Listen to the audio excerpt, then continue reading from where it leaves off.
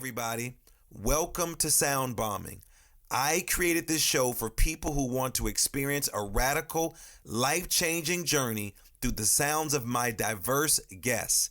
I hope that each sound you hear on this show will strengthen your faith, encourage your dreams, and challenge you to awaken the greatness within you. Drop the bomb. Drop the bomb. We're gonna drop the bomb. Drop the bomb. We're gonna drop the bomb. Drop the bomb. We come to drop the bomb. Drop the bomb. This is a journey into sound.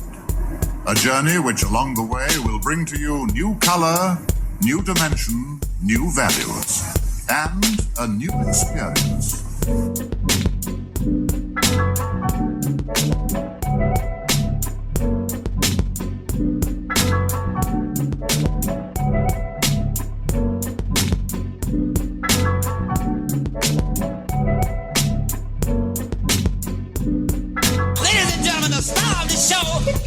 LaMarr Darnell Shields.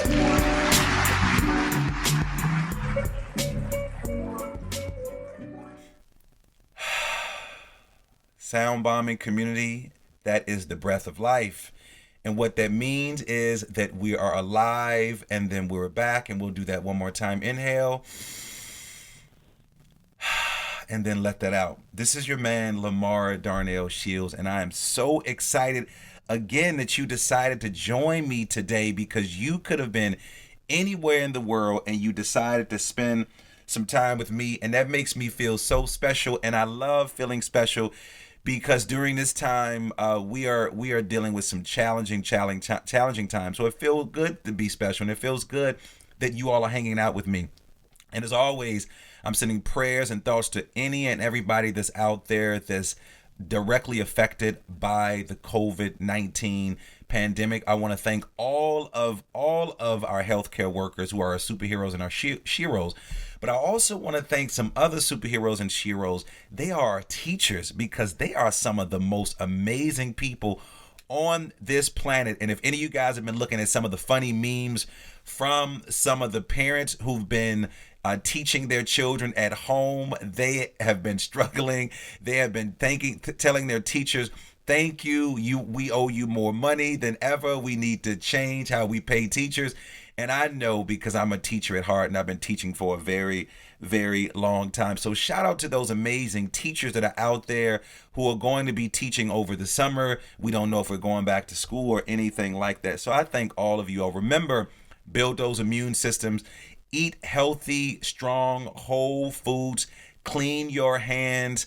Practice physical distancing, not social distancing, because we are social creatures on this planet. And when we practice social distancing, we stay too far. Physical distancing is very, very different. So we want you to remain social, and want you to remain, steadfast. And we also want you to check in on some of our elders and our seniors who are out there who need some support. Go and buy some groceries for people, make them feel good.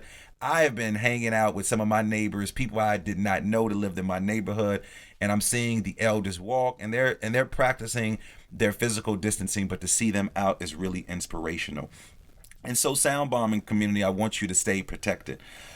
If you're anything like me, bombers, and the rest of the human race, come to think of it, you're probably bombarding yourself with a constant stream of questions during this time, all day and every day. You have between 50,000, think about this, 50,000 and 60,000 thoughts per day. If you think about it, a great deal of those will be questions. Hopefully you aren't the only one. Many people ask questions all the time, such as, why am I such a loser? And why does life feel so stuck? And even though I said it in my book that there are no stupid questions, and teachers have said this to a very long time, sometimes they come pretty close, I must admit. I know during this challenging time, you may feel like and seem like everything is quite heavy, but you are not a loser, and your life does not suck. A lot of my thoughts tend to seem banal stuff like, what should I have for dinner? And why in the hell does my credit card company keep sending me mailers asking me to open up an account with them when I already have an account with them? And what does eating so much kale really do for my body? and they loop around and around and around and around empty corridors in my mind until I have to sometime intervene. And if my research is right, sound bombers, my next guest has been asked thousands of questions, thousands of interesting and intriguing questions, because she's a career coach and a therapist. Melissa DaSilva helps successful and motivated people, but she works with a group of LGBTQIA individuals to take their life and career to the next level through the use of goal setting and therapeutic techniques. She's the author of The Profitable Practice, helping healing professionals build and grow a successful business. Melissa is the creator and host of the successful LGBTQIA plus podcast, Pride Connections, and Chit Chat with a Therapist. She's been featured as a guest on several international and national podcasts and blogs. Melissa started her career in the social work field, and that's why Melissa is a superhero, because my mama was a social worker, and I believe social workers are amazing. And she's always wanted to make more of an impact on society, so she started the mental health agency, East Coast Mental Wellness, where members of the LGBTQ community and other community members can find a safe place specialized in therapeutic services. Melissa specializes in her specialties include helping others get unstuck in their lives through the use of coaching and therapeutic practices. If you are navigating a career transition or desire to spend the second half of your career rooted in passion and aligned to your values, then today is your show, is an amazing show for you, because Melissa is joining me in the bomb shelter. How are you, Melissa? And welcome to Sound Bombing. How are you? Hi, thank you so much for having me today. I am so pumped to be here. And, you know, that good breathing at the beginning was really helpful. I love how you start the podcast that way. So, yeah, I'm pumped to be here. Let's ask some questions. I like pumped and I like excited, and I can feel the energy coming across through your microphone that you are. And I looked at a lot of your stuff that my producer sent to me. I read a lot of things, and your energy is always high and ready to go. And I'm excited that you are joining me today. But Melissa has a story. I know you've been doing some amazing things, from your writing, traveling. You are an artist. We're going to come back to that. But I want to talk about little Melissa. Let's talk about Melissa that some people don't know. The little girl who sat in class, the little girl who hung out in neighborhoods, the little girl who had some deep conversations, the little girl who's now changing lives of individuals. Let's talk about you growing up, and what was that like? Well, I grew up with my mother. My mother and father had gotten divorced when I was 10. So my mother and I lived in this tenement housing in a neighborhood that wasn't really that great. It was always the neighborhood you never wanted to say you came from when you went to school. So we grew up there, and I was an only child, so that makes me pretty unique. I think I'm pretty comfortable with being with myself, and my pets are my siblings. I guess that's how I always felt. But I always knew I wanted to be something, either a teacher or a therapist. At one time, I wanted to be a singing therapist. So I always knew that this was going to be somehow my future. But one of the things that I struggled with is that I have a learning disorder. I'm dyslexic, and I wasn't diagnosed in school. So I pretty much had to just try twice as hard as everybody else to get good grades. And I remember every Thursday night was a nightmare, because that was spelling test prep time. And I would cry every Thursday because it was just the same words over and over again to this day that I still get wrong when I have to spell them. But despite all that, I went to college and I graduated my master's in social work. And that's why you are a superhero, Melissa. I love social workers. My mother is an old school social worker back in the day that you might have read about, where when I was growing up in Chicago, Melissa, I'll be sitting down at the table, and then all of a sudden, you can't do this now because it's so illegal.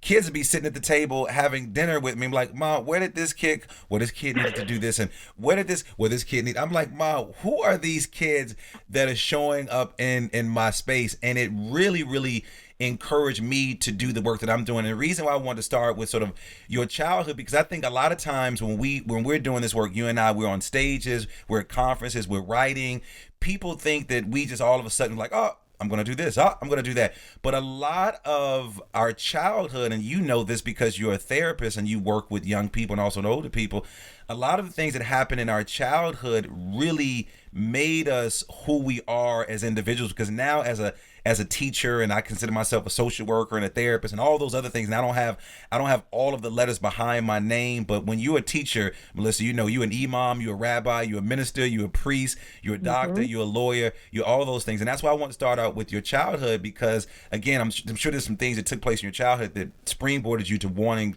to be a social worker. And it's interesting that you say that, how your mom had brought like kids home for dinner.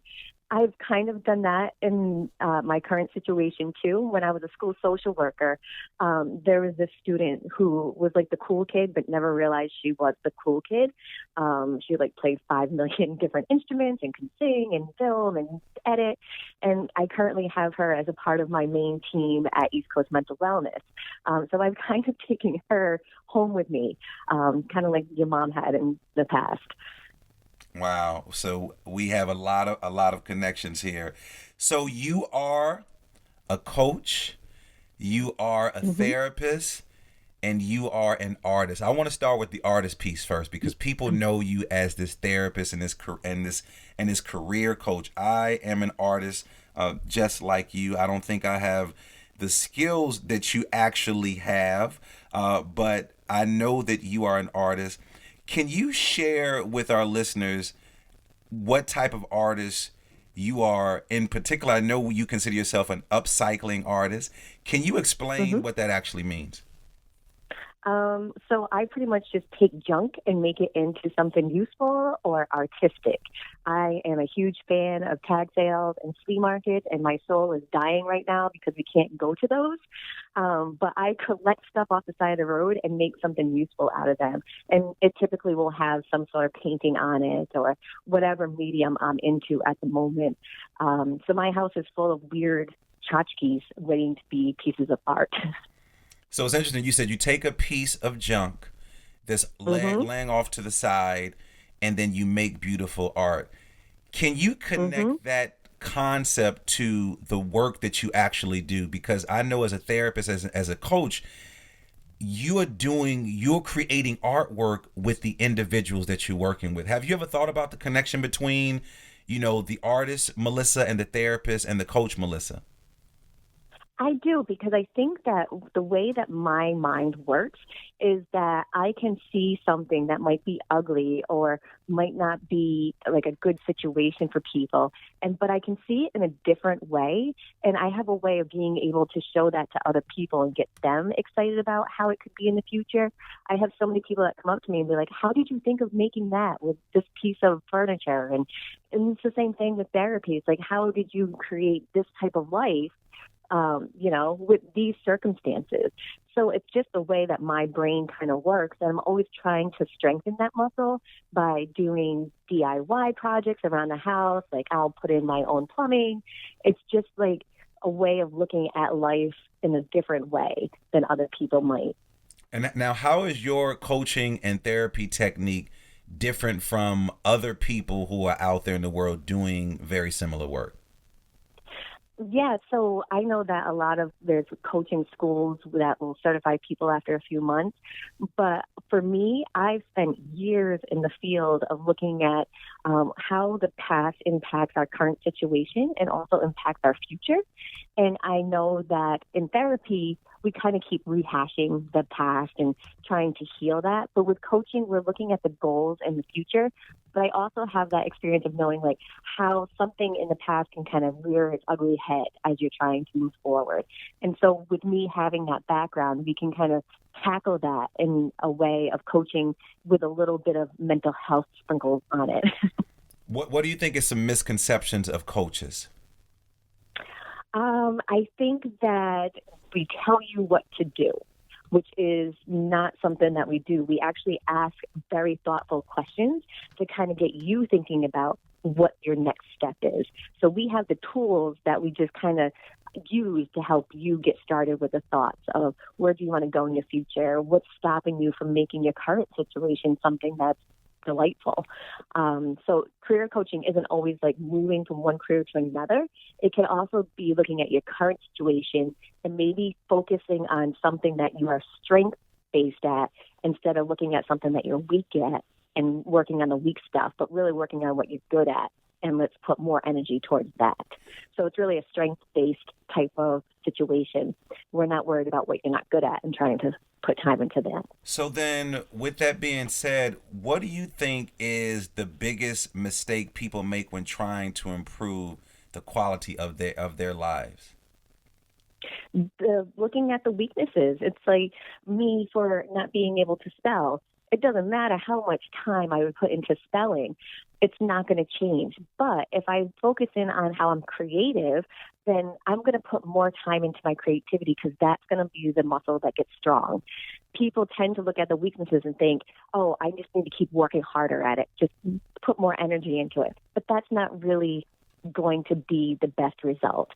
You know, we grow up thinking like, if you put your mind to it, you can be anything in the world. Well, we're not all going to be Michael Jordan at basketball.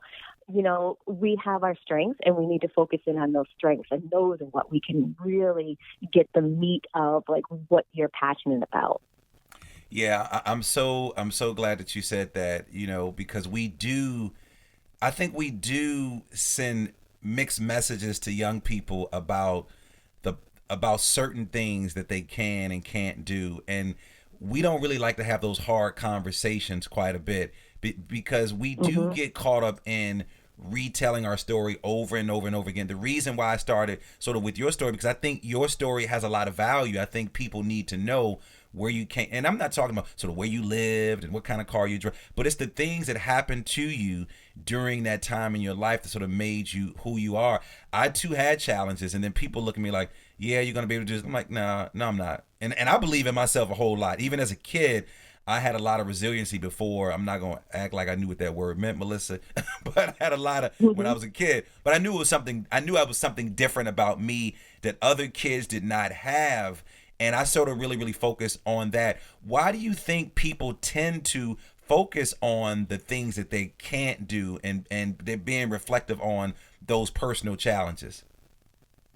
Well, I think that's how we're brought up, too, is that if you're doing good, then that's the status quo. But if you're doing something bad, then there's more attention brought to it. So I think it's just something that we've learned is that if it's bad, we put attention to it. And if it's good, then just let it be. I think that we forget to, praise children for excelling at things that they're good. We really focus in on, like, what did you do bad? Did you get this D because you didn't study? Well, maybe the kid got an A+ in violin. I mean, okay, so you're not going to be good at math, but violin's your thing. Just, try your best at the math and, put a lot of energy into the violin. We just automatically kind of think of what is negative. And I think that just comes from our DNA, too. We're built to see the negative in life so that it's not going to kill us.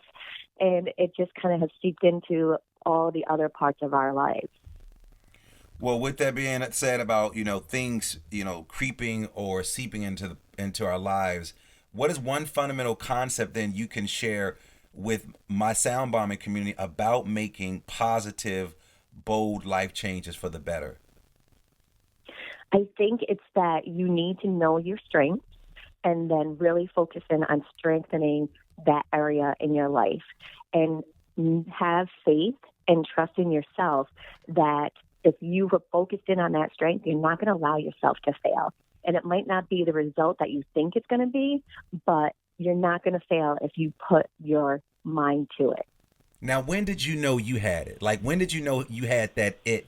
We're talking about that strength. When did you know that you were able to engage, bring people into your space, make some life changes personally for them? Can you walk us through that moment? I think it started in high school where I thought I could save everybody and fix their problems. So not a very healthy way of feeling things. People love coming to you after class. You had your own therapy session, Melissa? Yes. Yes. And then I would go home, and then my mother would have the therapy session with me. So I've been brought up as a therapist.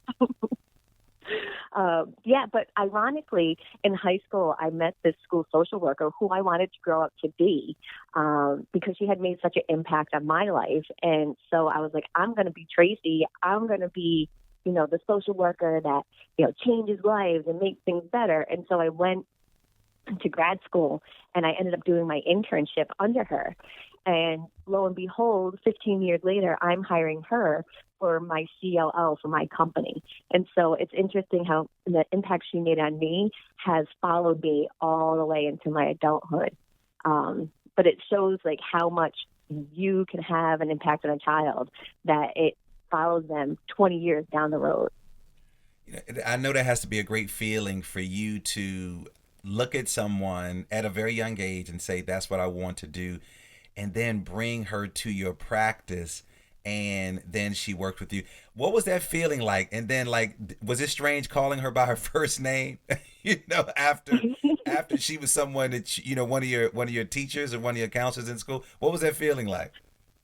Well, we had always called her Tracy, so she's always been Tracy to me. Okay. So it was a little bit easier. But I do have a fourth grade teacher that I'm very connected with. She was another person that made a huge impact in my life. I still call her Mrs. Lamb. And in front of her, I call her Sandra, but everywhere else, I just call her Mrs. Lamb. It's interesting. It's so many, because it's so many, so many times you come in contact with these individuals, and as you get older, then they're almost like your colleague. Like some of my students, they call me now Shields. They'll call me by my last name, not like Mr. Shields. They'll call me Shields. And I think one of my former students actually started that because my students didn't realize how close in age I was to them because I was fresh out of college. But again, when you're young, you think everybody's old. I remember when I was 10 and my sister, my cousin was like 25. I'm like, oh, you're old. You see, everything seems so old until you get older. And then none of that stuff really, really matters in the long run. I know, like you are, like me, you're an author and also a speaker, but you have a book out called Profitable Practice. Your Profitable Practice, helping professionals build and grow a successful business. How can we practice patience while we build our profitable practice? Well, I think one of the things to take notice is that when we go to school, say for therapy, social work, massage therapy, any type of healing art, nobody talks about the money behind it. It's almost assumed that you should be loving doing this work, and if you get paid, you're lucky. But otherwise, you should want to do it for free because that's the field that you're in. But I learned that that's not how I can survive. I can't have a family off of free therapy for everybody. And we're taught not to talk about money. And if you do, then that means you're a bad therapist or you're a bad, a human being in this field. And so I'm trying to take down that stigma and say, money doesn't make the person. The person's always going to be the person. It's the money has a way of either fueling you to do good, and money can fuel people to do bad if they are bad already. So money isn't the factor in it. And so with the book, I wanted to teach therapists, yes, you can make money. This is how you do it, because I know if you are, feeling unstressed and that you can pay your rent, you're going to be a better therapist in the end. And so this book came out so that I could help other people reach their goals and also make a bigger impact on society because they can be better therapists in the end. Well, what I appreciated about the book, because I went through it on Amazon, is that you wrote a book for healing professionals. A lot of my work lately, Melissa, is really focused on self-care for those who care for others. And I don't think that we do enough of, we practice enough self-care practices in our profession because we're constantly giving and giving and giving. And I say to people all the time, you can't pour from an empty cup. And so we're giving and we're giving and we're giving, and then all of our funds are depleted. And then we show up, then we can't even show up as our best selves for our partners and our significant others and our own children. And so writing a book about healing or supporting folks who are in the healing fields is real important. We're noticing this right now in COVID-19, how many people are now acknowledging and applauding healthcare professionals because they're burned out. We're now applauding teachers because parents are like, I cannot believe that my kid has been driving me crazy in my own house, and then 40 or 30 of those kids in my classroom. So I think it's important that you wrote this book. My next book is called Self-Care for Those Who Care for Others, because I see people's faces burned out when I go to conferences and I talk to social workers, or I talk to therapists, or I talk to healers, or I talk to teachers, or I talk to people who are pouring into other folks. And we are a hot mess, Melissa. You know that. We are hot. We are a hot mess. And then we have to show up for other people. So this book is really, really important. Is there anything that you learned about yourself that showed up while you were writing this book? That I can actually write a book for somebody who can't spell. That's a good that was thing. like a big thing. Yeah. I mean, I never thought that would be something I would ever be able to do. All right. So, Yep. Melissa, I know you have a passion for working with the LGBTQIA community. Why did you decide to spend a lot of time working in that particular community as a social worker? Because that's a community that I spend a lot of time working in. I did a show called I'm Coming Out, which was a storytelling series, Melissa. And I thought about you when I was researching you, where I gave an opportunity for folks in that community to tell their story on stage any way they wanted to, Melissa. Funny, sad, but own the story. And when I read this about you, I'm like, wow, she would have been a great consultant with me on this particular project. But why that community? It started off with a student that I worked with at a school who was the first student that we had who was transitioning from female to male.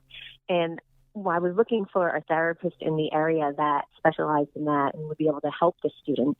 And I really couldn't find more than one. And it became my passion to be on this journey with this student. And when I realized that school social worker wasn't for me any longer, I knew that working with the queer community was something that I wanted to do.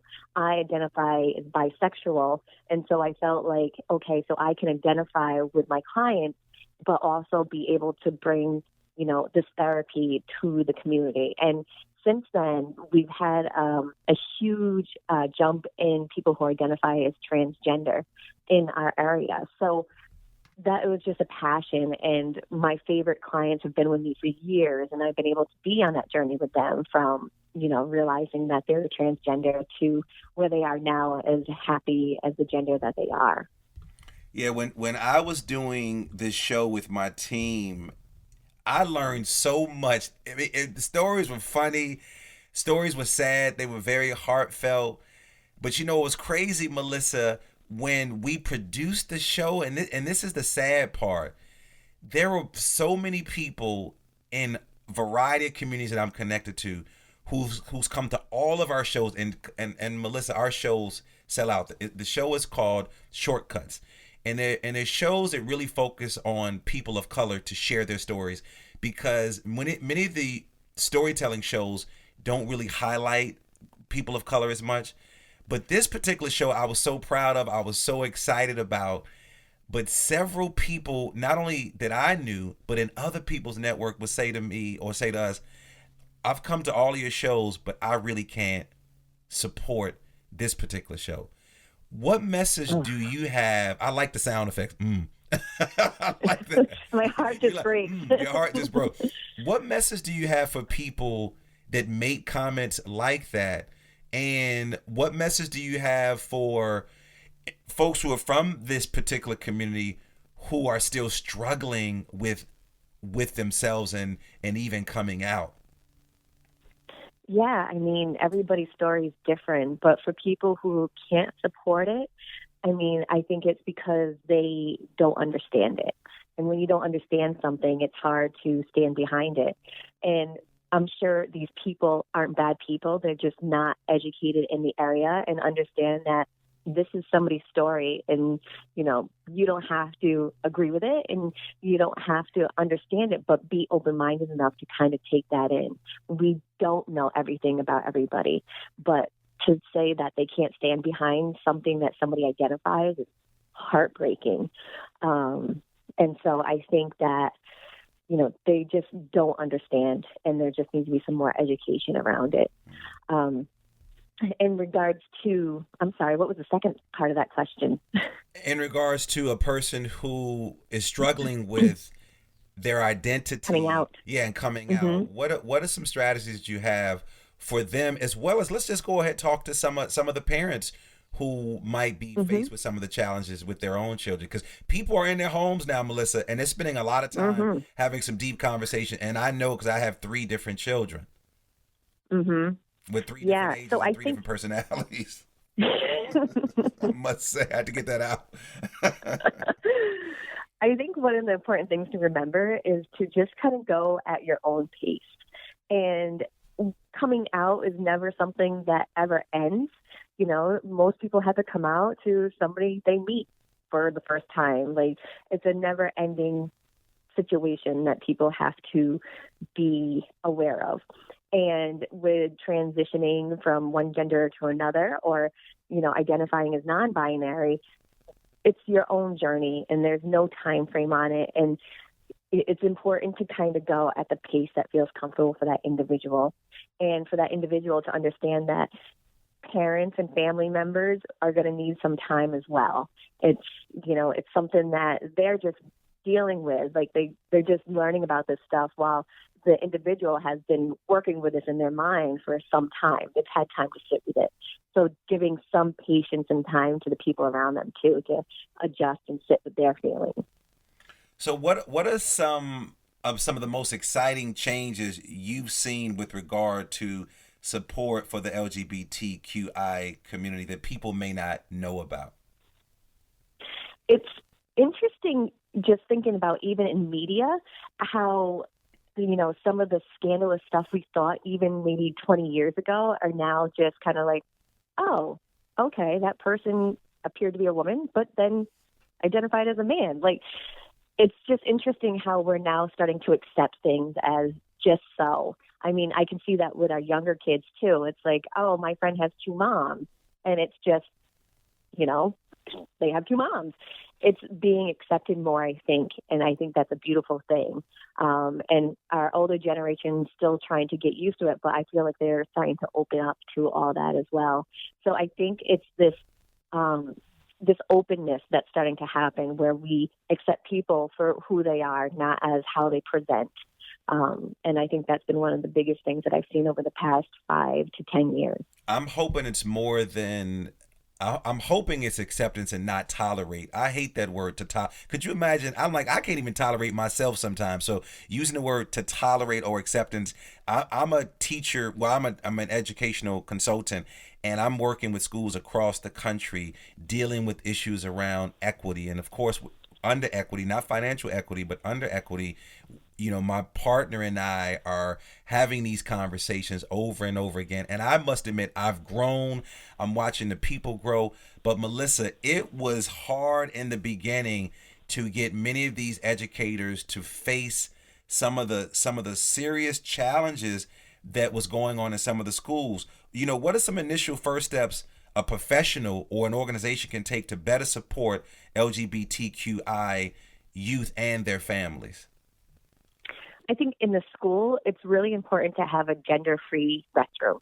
I know it doesn't sound like a big deal, but once you work with this population, you start to realize how big this issue is, and the thought that goes into using a bathroom where the gender isn't one that you were born with. Even just the way that, you know, I have clients who have transitioned from female to male and using a male identified bathroom and thinking like, okay, people are going to see my feet underneath the stall and it's not facing the wall, they're facing the other way. So they must think that I'm not actually, you know, urinating. And it's just like a big thought that happens in their head. And so they're like, I'm just not going to use the bathroom. And then there's a lot of like urinary tract infections and stuff like that.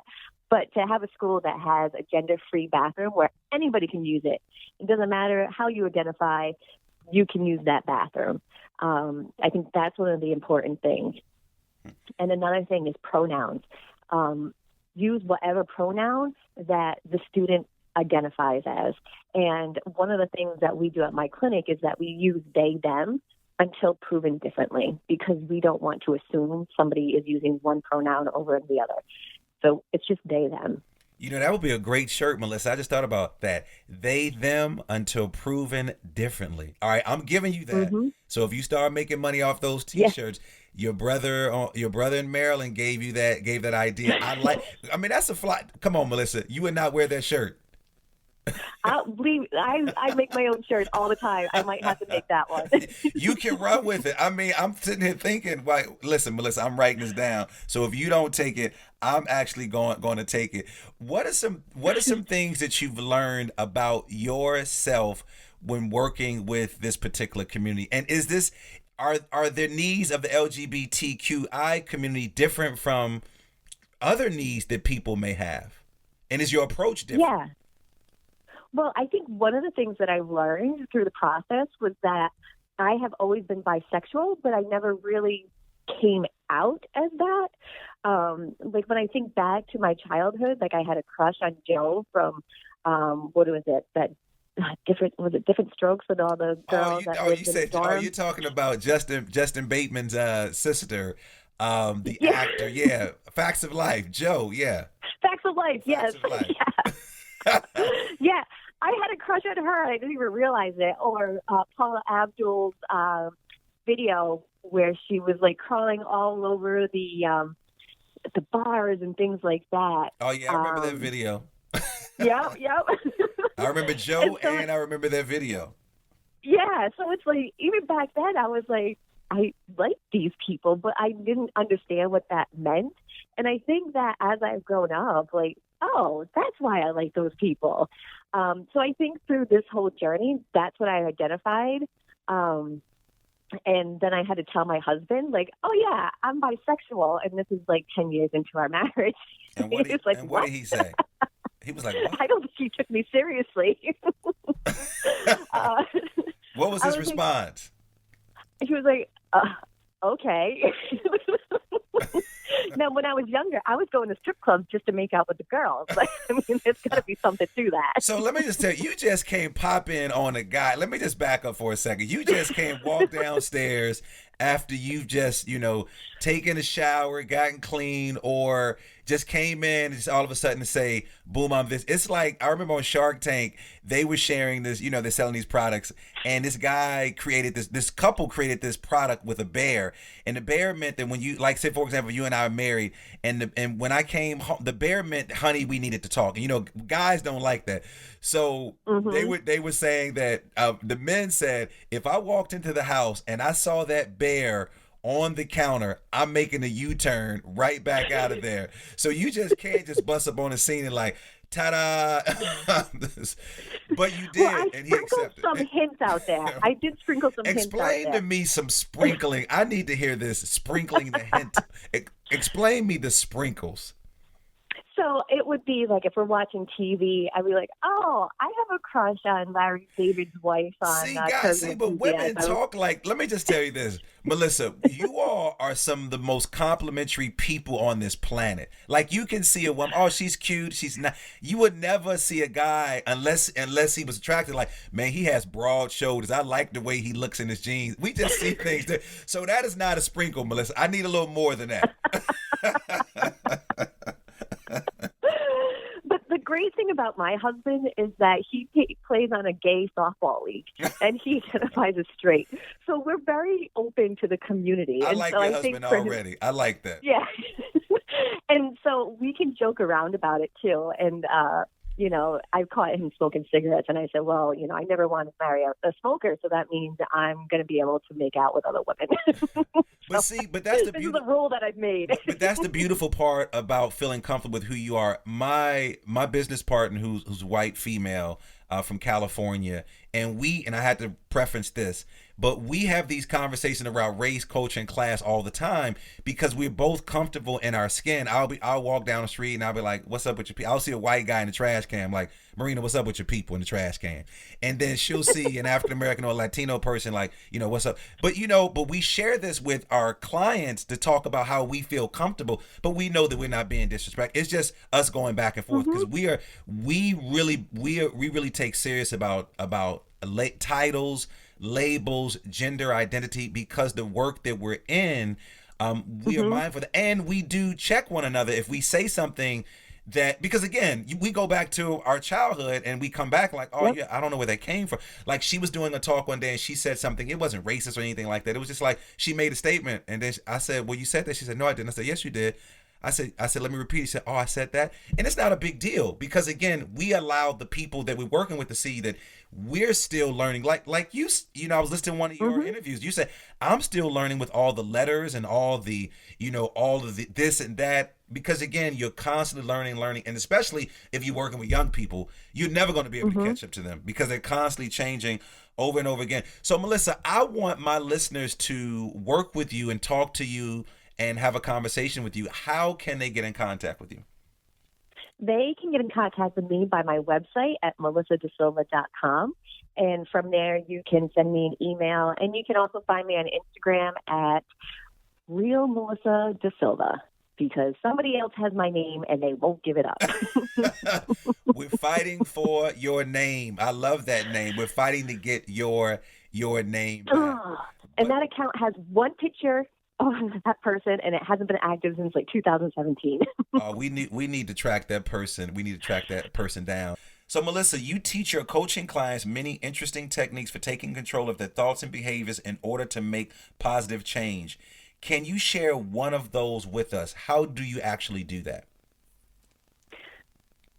By really digging in deep into that thought or that question that they keep saying to themselves, and actually looking into it to see if there's actual truth to it. Because a lot of times we're telling ourselves stories or lies, or we don't know all the facts. So really say, is this true? Is there evidence to back that up? And if not, then we need to switch thinking around that. Bingo. That's it. So I want to do something that I love. It's called the Super Bomb Questions. And I love talking to you. I love your laughter. I love your transparency. But my favorite part of the show is called the Super Bomb Questions. And these are questions that I ask. These are just little random questions that people send to me or that come off the top of my head. You know about questions because I started with that. Mm-hmm. And I want you to respond to the questions as quickly as possible. All right. Are you ready? I'm ready. All right. Here we go, Melissa. What is your favorite word? I don't think I can say it on this podcast. You can say it. I love the word cunt. And she said it. What is your favorite scripture, verse, or quote? Oh, my mind doesn't really work that way, but I think it would be, I don't fucking give a shit. Okay. That's another shirt. That's another great shirt. We're making a lot of money off these shirts. What's your superpower? I have a shirt coming in right now that says I'm a fucking delight. You really make a lot of shirts, don't you? You just come up with ideas. That's the beautiful part about being an artist. What's your favorite what's your spirit animal? Oh, I would say it would be, what's my spirit animal? The first thing that came to my head was my canine soulmate, Brutus. I like that. Yeah. I like that. Yeah, I mean, we're very connected. What's your superpower? Oh, my superpower is that I'm very resourceful. What moves you to tears of joy? Loud dog farts. What moves you to tears of sorrow? Oh, I would say the ASPCA commercials. What do you wish you had more time to do? Art. What dead person would you most like to meet or get advice from? Tony Robbins. No, Gary Vee. Now, both of them are alive, right? Yes, and I'm really good at tracking people down and meeting them. What's your morning routine? My morning routine is I get up, I drink some water, and do the animal routine of feeding them, getting them out. And I've actually started a daily yoga practice. And then take a shower and head off to work. Now, this can happen at 4:30 in the morning or 7. Who knows? If you were in the Miss America talent competition, what would your talent be? it would be, I would say, being able to laugh at myself the most. And how important is laughter in your profession? Oh my gosh, I laugh every day. I think I pride myself on the environment that I've created at my agency because we laugh constantly. Like, you can just hear us laughing down the hall because we just enjoy what we're doing. And most things in life are just ridiculous. And it's just what we put the value or the label on it. And, you know, in the end, it's like you're with yourself. You got to be able to laugh at yourself. So I think laughter is a huge part of my life. I think it's what keeps my marriage alive. Laughter is a huge, huge thing for me. Okay. All right. I'm going to go back to one of the Super Palm questions because you said Tony Robbins and Gary Vee. So the question is, what dead person would you like to meet or get advice from? Oh, dead. I thought you're dead. Dead. It would be Frida Kahlo. I love Frida Kahlo. Yes. And I love your spirit, Melissa DaSilva. I want to stay connected with you. And I want you all, Sound Bombers, to stay connected because this woman is amazing. She has a beautiful, beautiful smile, beautiful laughter. She's an amazing artist and therapist and also a coach. And I encourage you to visit her website. So, Melissa, thank you for joining me today on Sound Bombing. Thank you for having me. And I would also like to thank my engineer, Alec Blanc, my producer, Kimberly Peterson, Supremacy for our theme music, and all of you for listening. Make sure you subscribe, leave a comment, go to Stitcher, go to iHeartRadio, go to iTunes, leave a comment. Share me with all of your friends. If you want to know more about me, you can visit drlds.com. And as always, believe that something wonderful is about to happen and that some people miss the message because they're too busy looking for the mess. Thanks for tuning in, and do something for someone other than yourself today. You've been listening to Sound Bombing. Peace.